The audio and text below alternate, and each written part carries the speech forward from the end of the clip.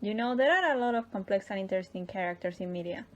Ones that are purposely written to be deep and complex, and that one could analyze and talk about for hours. But instead I'm making a video of the rabbit from Sam&Max. Gets that meal! And remember, we're talking breakfast here. This video contains big spoilers for Sam&Max Season 3, since it's the most important season to talk about this.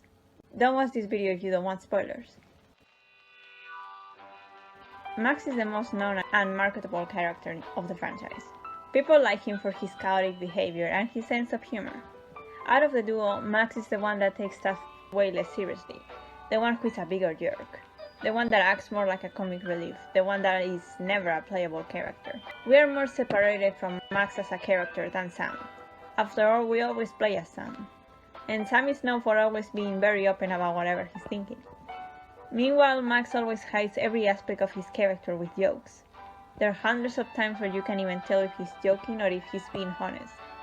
At first sight, it might seem as if Max is supposed to be the more comic relief one of the duo, even in adaptations where both of them are equally mainly focused on comedy. But if you care about this character, you start to notice that there is definitely more to him than just jokes. And it's not even a headcanon or an overanalyzation. It's something that is truly there. Max is intentionally written to be multi-dimensional, both him and Sam.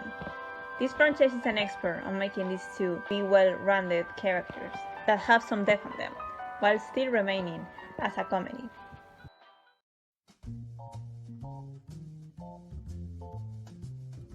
Both Sam and Max's personalities remain pretty similar in every adaptation, but there are definitely some differences in them. The cartoon version of Max is definitely the sweetest, the one that is the most emotional and the one that is the most caring. The Telltale version of Max is a bit too mean in comparison. I still believe the Telltale writers didn't understand a bunch of stuff about the characters. They wrote him a bit out of character sometimes, both him and Sam. The one good thing is, if we take that stuff out, this character is still Max, and probably the deepest version of him, even if that depth is not easy to see at first, compared to the cartoon one. The comic and Hit the Road versions are in the middle of those two. In the games, Max is never the playable character, probably because he is way too much of a wild card, but he not only offers company to Sam, but to the player as well. Single player games tend to be a lonely journey. Even if you interact with a lot of NPCs, you're living a journey in the shoes of one single character. But in Sam&Max, even if you're only playing as Sam, Max is just there too, and most of the time he doesn't even serve any purpose. But in the player's perspective, it's comforting to always be able to interact with someone who is always by your side, and that keeps things grounded in a world of absurdity, even if Max himself is absurd too. It always brings me joy that Sam can talk to Max in every single area.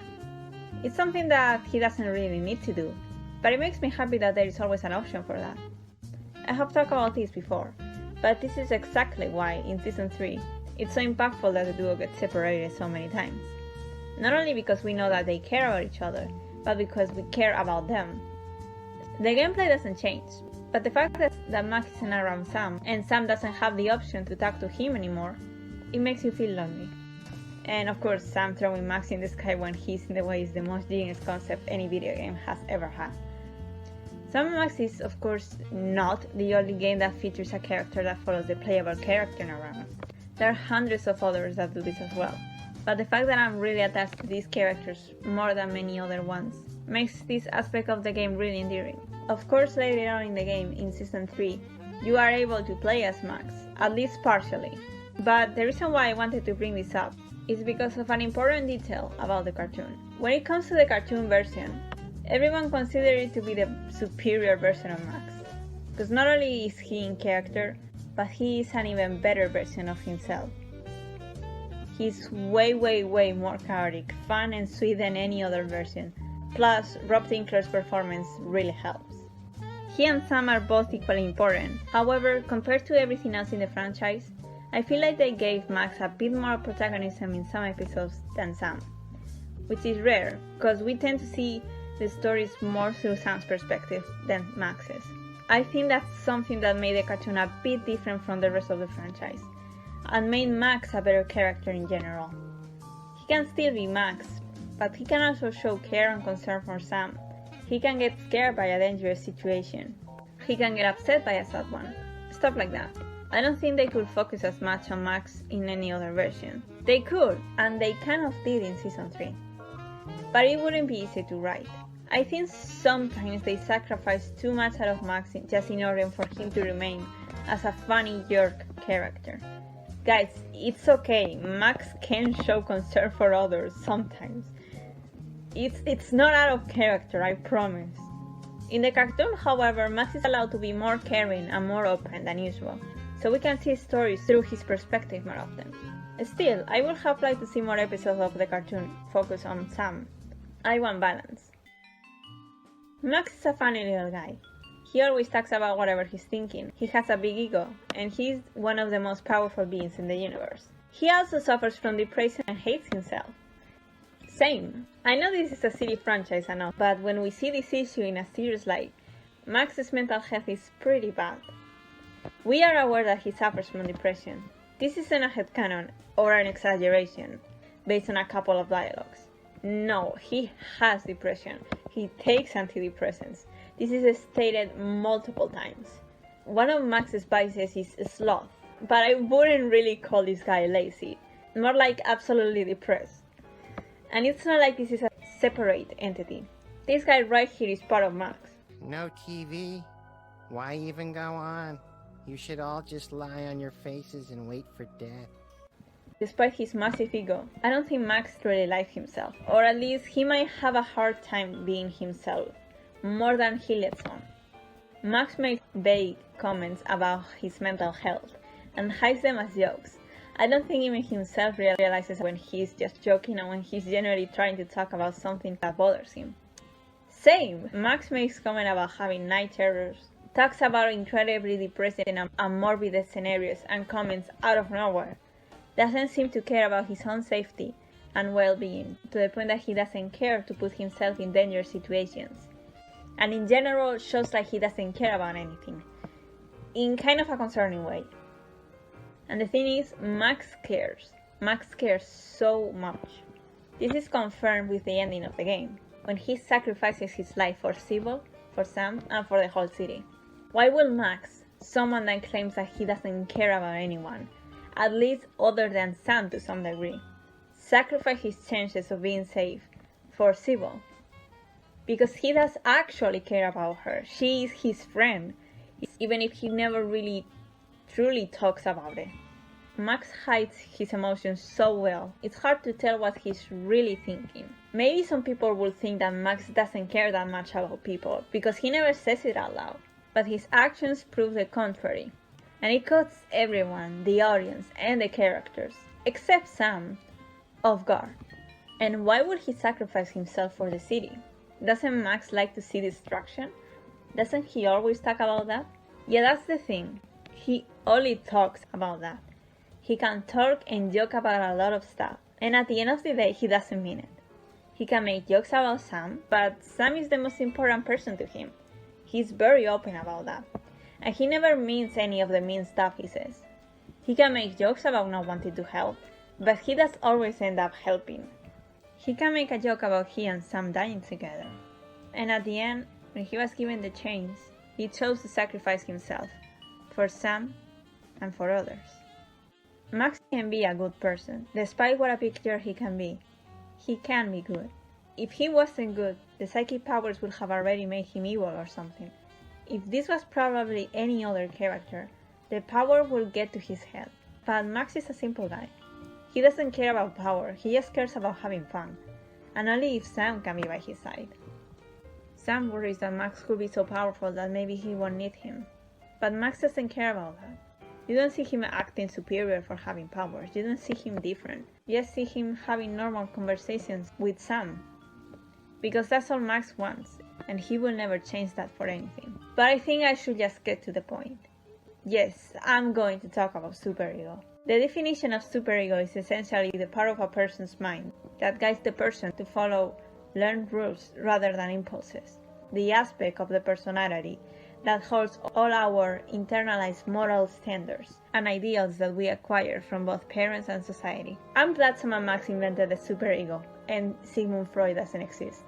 It's a funny concept, making the final villain of the franchise to be Max's superego, since Max is a person that constantly acts without thinking, tends to be selfish, and is a little jerk. At least that's what it seems at first. With Superego, we finally see an aspect of Max we haven't seen before. His existence makes you think about Max as a person, not just a funny cartoon sidekick. That maybe there is more to this rabbit than just constant jokes and chaos. Whether you admit it or not, Superego is part of Max. He is not a separate being that lives on Max's brain. He is a personification of something that is inherently part of Max. Superego talks about how he wishes Max could reach his full potential, do more with his life, find a meaning, instead of wasting time. He is so tired of Max never listening to him that he prefers to let everything end. I don't like the implications that this guy is part of Max. This is a reflection of stuff that Max himself thinks, and you could tell me you're reading too much into it. And yeah, maybe, but I'm already this far on the video. Everything I've talked about before, Max's depression, self-loathing, those were never taken seriously. They were always there, but Max, the franchise in general, was never supposed to be taken seriously. It's only now in Season 3 that we see a new aspect of everything. We actually think about the fact that Max might seriously have a really bad mental health that genuinely hurts him. Even if Superego is only one part of himself, it's still a part of him. A part of him that hates him so much he wants to kill him. Also, side note, it's clear Superego knows and cares about Sam, even if it's not really said out loud. He just seems to really know him, which empathizes more with the fact that he is indeed part of Max. I could talk about Superego for hours, but I feel like it would be more interpretation than actually analysis. So for once, I'll shut up. I wish I could talk more about him, but we actually don't really know much about Superego. Max's brain is still a mystery. Superego is such an interesting and mysterious concept, definitely the most interesting concept of the entire franchise, because he's the living proof that Max is indeed a multi-dimensional character, and that he suffers from a lot of struggles, and this time, it's actually taken seriously. But it's true that almost at the end of the game, you could still think that Max didn't care about anyone, and you will probably not be wrong, because he puts up so many barriers, and hides it with being a comedic relief, that you forget Max is multidimensional, well-written character, that has way more depth than it seems. I mean, not even his superego, a part of Max himself, knew he could be like this. Not even Max truly knows himself. But Sam does. Yeah, that's right, the center of everything that surrounds Max, Sam. Sam is essentially the reason why, despite everything, Max is still happy. Sam is the one person that has always been there for Max, the one that always knows what he's thinking, and the only one that truly understands him. While Max is the more extrovert of the two, Sam is the one who is able to actually talk to other people and even befriend them. I know this seems like an useless fact, but if we go back to the cartoon for 1 second, we know that Sam and Max's relationship means a lot to Max, to the point that if they weren't friends, Max's life would be pretty terrible. Sam would be depressed without Max, but to some degree, he can go on. Max without Sam is barely able to function, and ends up in bad places. But that doesn't mean Sam loves him any less. Sam cares about Max just as much as Max cares about Sam. They both are open about that, even if they aren't open about other stuff. There isn't a moment where these two doubt that the other cares about them. In a world of absurdity, where almost nothing makes sense, the one thing that they always try to make clear is the fact that they both love each other. Maybe Max isn't completely okay, maybe he hides his emotions with jokes, but maybe the reason why Max is always making so many jokes is simply because he wants to crack his best friend up. Max is smarter than he seems. He plays dumb a lot of times, but he definitely isn't dumb. He might be careless and doesn't think stuff through, but Max has never been characterized as stupid. He is pretty clever and he is able to solve problems on his own. Max is the chosen one for hundreds of prophecies. He holds infinite power, and he could be one of the most important beings in the universe. Max has potential to become so much more, but he doesn't want that. That doesn't make him happy. What makes him happy is spending time with Sam. He doesn't want to explore the mysteries of the universe, he doesn't want to be all powerful. And he doesn't even want to use his powers for evil. He just wants to be with Sam and live their everyday life of wacky adventures together. That's all he really wants. That's what makes him happy. Because at the end of it all, even if Max doesn't like himself, Sam does. Even if Max isn't open about his emotions, he is always open about how much he loves Sam. And even if no one understands him, or is willing to stick around him for too long, Sam always will. Despite all of his problems, Max is always smiling. And he's happy. After all, he's always with Sam. And Sam makes him happy. I think he will be okay.